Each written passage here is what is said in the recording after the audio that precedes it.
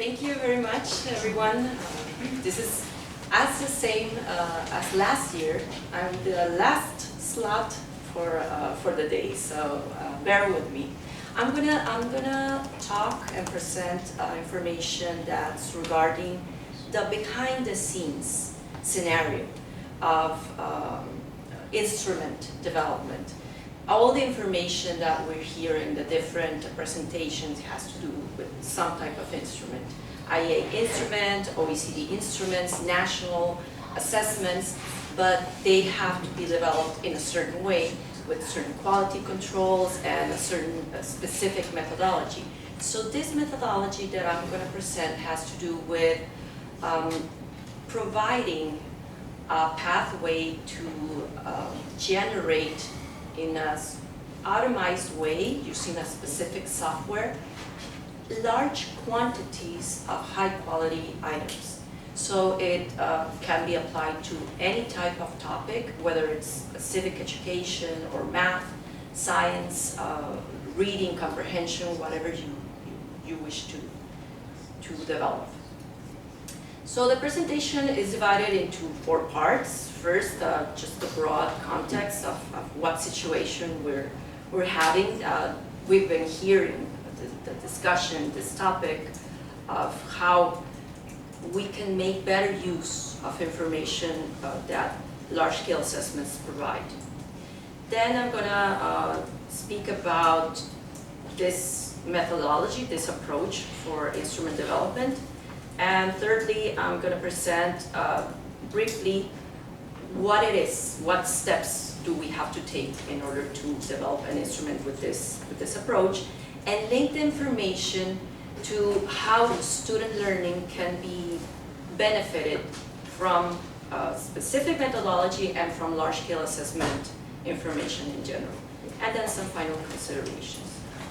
So where are we with large-scale assessment? We all know that computer advancements and technology advancements have helped us a lot into delving with how we administer tests. So computer-based assessments allow us to have a much better and comprehensive research reach, you might say, to educational monitoring for evaluation, policy, decision-making, and of course what we all want is to make an impact on student learning and improve it.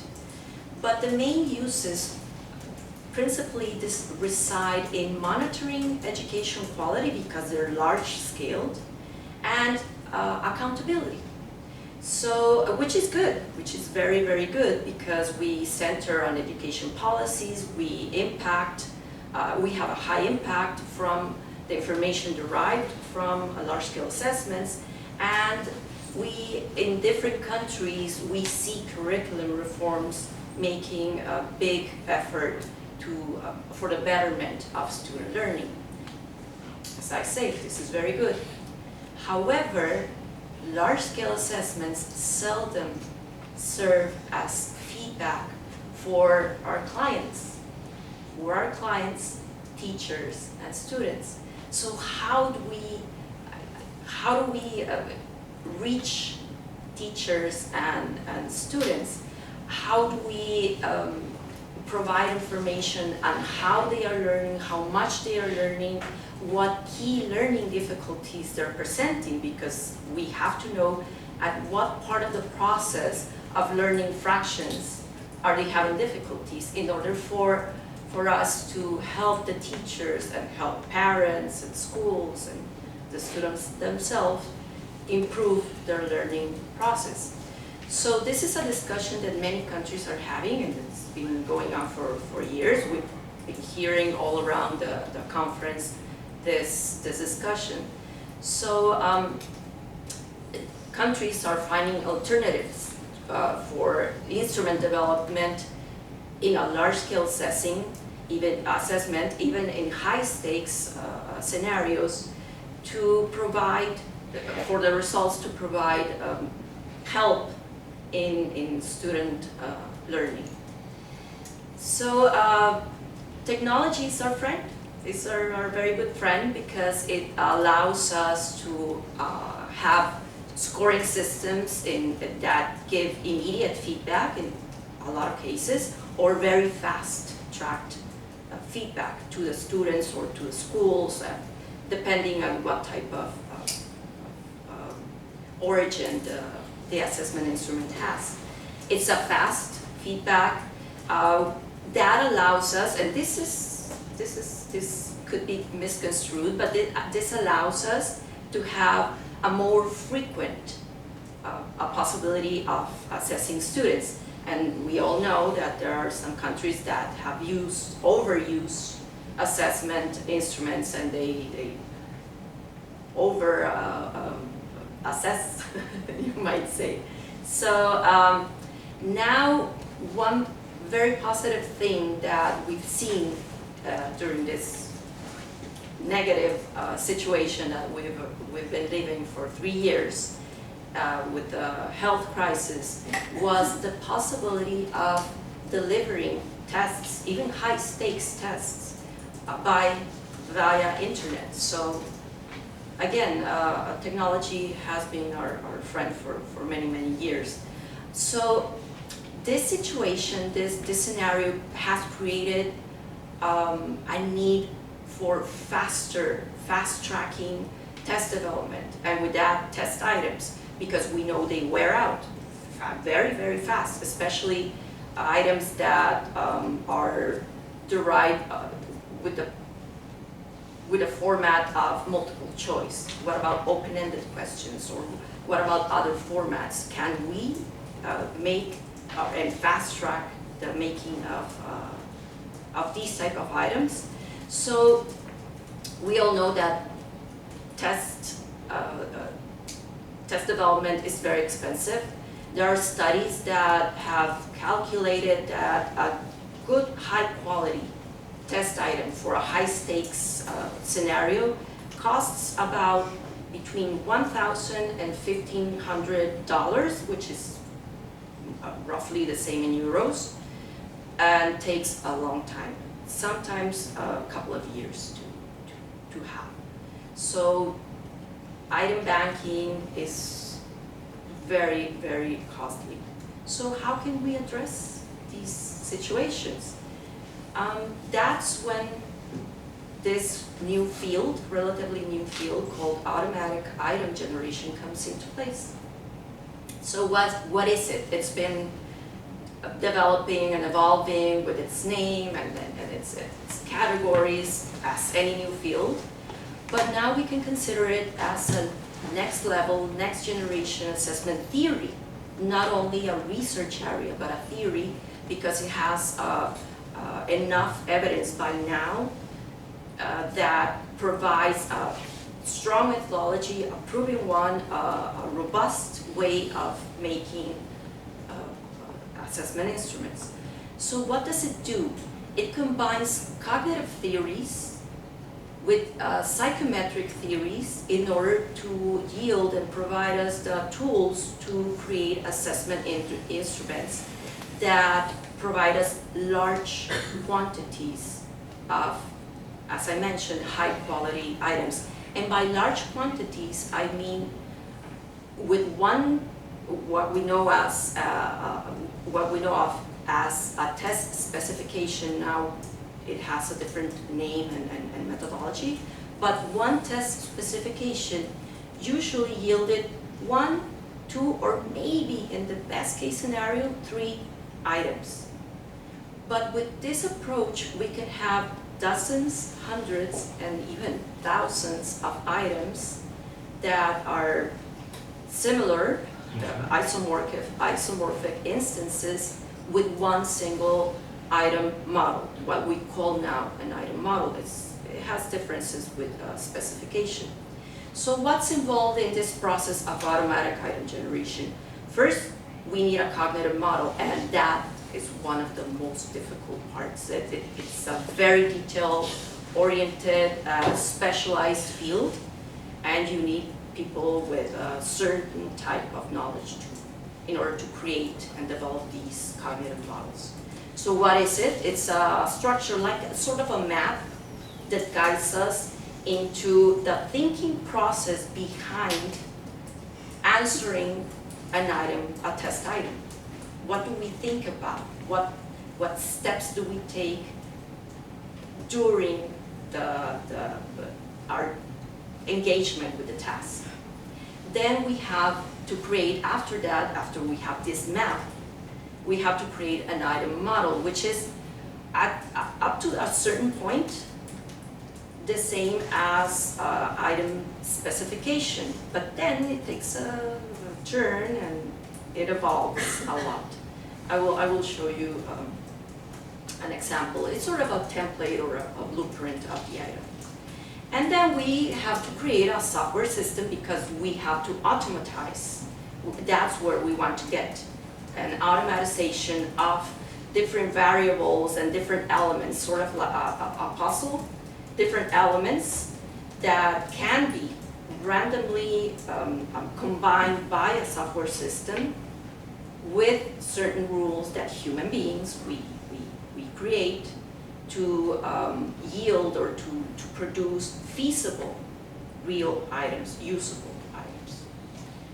So this is my proposal for oversimplifying a more complex model, but I'm proposing a three-phase model for creating items through something that's called strong theory with this approach. So we have a cognitive design, that's our base, which implies 3 steps or 3 phases. What I mentioned, creating an item cognitive model, then the item model, and the software tools. So how do we create a cognitive model? How do we develop it? We have to outline the skills that we need to solve a specific problem. We think math, which is very, very easy. The easiest to explain, the most straightforward one. So we have to outline the skills that are needed to solve a fraction problem. And then we have to identify the key contents and competencies within the curriculum or within the framework, whether you call them competencies, skills, or even learning objectives, or whatever your framework is implying.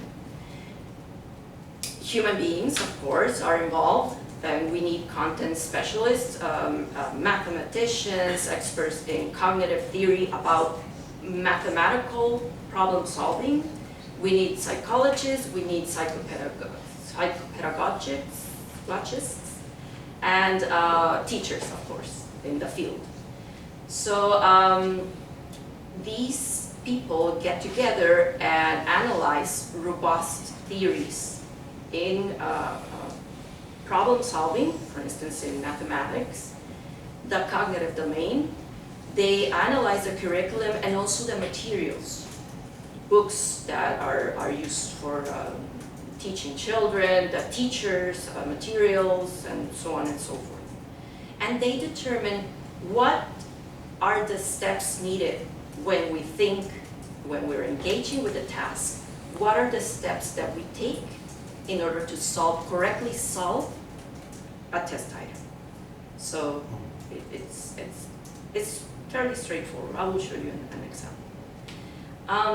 So for instance, the example that I'm going to show you about an item and the cognitive model has to do, it's linked to a mathematics 6th grade national assessment in my home country, which is Mexico. And the curriculum in Mexico has 3 major thematic strands that divides mathematics content in understanding quantity and algebraic thinking, space, shape and measurements, information management, for instance, uncertainty and data, I think it's called in PISA. And through this process with this committee of, I think it was 5 people, if I remember correctly, they identified for the first thematic, for the 3 thematic strands, they identified 35 core skills, core abilities for the whole mathematics curriculum for the sixth grade, primary school. So out of those 35, if we divide and zoom into the first thematic strand, which is understanding quantity and algebraic thinking, we have 13 core abilities needed for all content in that strand. If we take one specific content of that strand, which is in this case called fractions and decimals, and inside of fractions and decimals, zoom into addition or subtraction of simple fractions with different denominations, then we have 13 of these 35 original abilities that are needed in order to engage and solve correctly any type of item that has to do with this specific content in this specific thematic strand. And these 4 specific zoomed in skills are the most important ones for the item that I'm going to show you in a minute. So on the column, and the third column, we see the skills, and as you see in the red numbers, they are repeated. But in the second column, we see the steps that are needed that were provided by these experts, the steps that are needed to correctly answer any type of item that is assessing additional or subtraction of simple fractions with different denominators.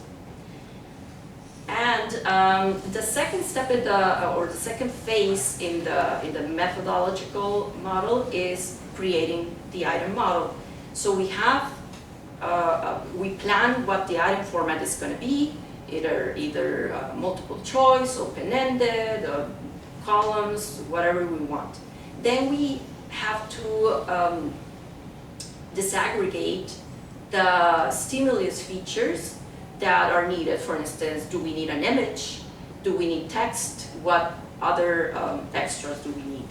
And then we have, this is one of the most important parts, we have to identify which variables, which chunks of content are the ones that we can mix and match and tell the software to combine in a certain way. And then that translates into an algorithm that is fed inside of the software in order for it to work. So the item model is just a conceptual tool, as also we know about the item specifications, and it gives structure to the test. It specifies, as I mentioned, all the variables with the content that are going to be combined, and these variables come from the cognitive map or the cognitive model, the main one. But it also includes all the constrictions and limitations that are needed in order to produce feasible items and not crazy items that don't make sense. So the item model, instead of referring to one specific or a single item's characteristics, what it pertains to is the interchangeable elements, such as the ones that we're seeing in front, but also the rules and restrictions that can be manipulated in order to generate as many items as we can imagine. For instance, this item model can generate hundreds of items. If we change the polygon, if we add fractions, it's a very, very vast item model. So this is the end result. This is what the student looks at in an item test. We see this, and to get to this, it takes a lot of time and effort and experts, but the student just looks at this simple item with an item stem, and we can change once and again and again and again, either the figure and or the fraction. So with the third phase, or during the third phase of the methodology, we have the software development. Unfortunately, due to the fact, I think that it's such a new field, there is no open source software yet. These are all private. These are only examples. I'm very certain that many, many more exist. But these are all privately owned, and you have to pay a fee to get access to their use, to use them. But they can be created, more can be created. So that's for my friends in the back that I know that do things like this. All right, so how do we link this? What does it have to do with student learning or improving student learning? Because we're talking about large-scale assessment, and there's this abyss between the instrument, the administration, and getting to the student and the teachers. When we have a cognitive model, when we have a cognitive approach, then we know how students are hypothetically going to think when they're engaging with the items. And when we know how they think or how they should think, we also know where they can get into trouble when they are not, when they don't attend classes, or when education is interrupted, as we know it has. So we have a much better understanding of what strengths and weaknesses they have in specific granulated, zoomed-in contents from a vast curriculum. So we can locate what is where, in what step they're having trouble, so the teacher can give them feedback, can create materials, can look into the textbooks to see what types of exercises he or she is using with the students, and what else can be created there to help the students to grow in that specific type of content. So some final considerations are that this approach, this innovative approach, is fairly new for test development, but it has proven to be quite efficient and very cost effective. Those amounts that I mentioned at the beginning have considerably reduced.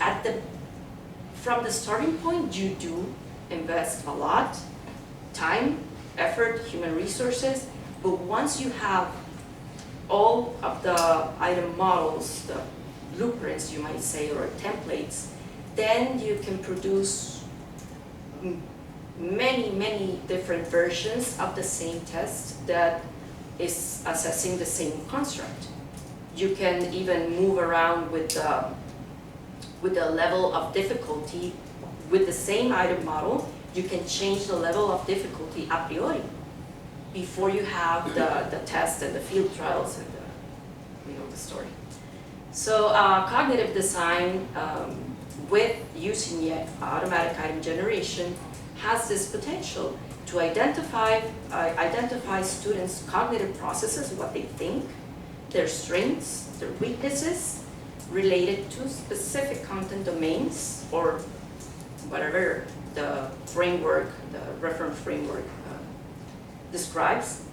It allows us to locate that step in which the student is having difficulty with his or her learning process, and it provides a much more refined and zoomed-in lens to have precise information to help teachers, educators, schools in planning their lessons.